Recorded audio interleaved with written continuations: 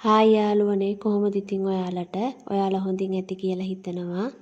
ඔන්න ඉතින් අද නම් දුක හිතෙන දවසක්. මොකද ගෙදර කෑමට හදාගත්තු ඉරිඟු වගාව ඊයරෑ ඌර ඇවිත් විනාශ කරලා දමලා. වගාවක් වුණත් කරන එක ලේසි නෑ. මොකද මාස 3ක් විතර බලාගෙන ඉන්න ඕන මේ දේවල් හැදෙනකන්. ඉතින් අවසාන මොහොතේදී මෙහෙම දෙයක් දකිනකොට හරිම දුකයි. සත්තුත් ඉතින් පව්. මොකද එයාලටත් බඩගිනි නිසා තමයි ඇවිත් කන්නේ.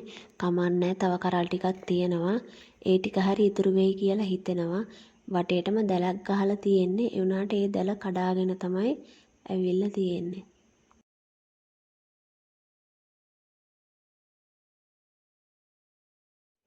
ඔන්න බලන්නකො මේව තාම හරියට පැහිලවත් නෑ.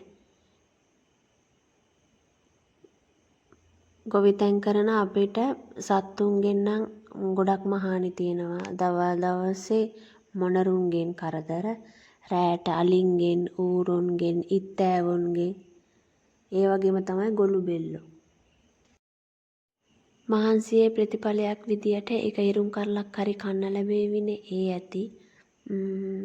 හැමෝම ඉරුම් කන්න ආසයි. තම්බලා, පුච්චලා එක එක විදියට කට්ටිය ඉරුම් කනවනේ.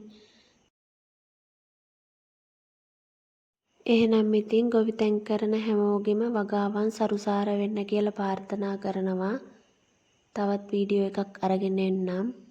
හැමෝටම බුදු සරණයි.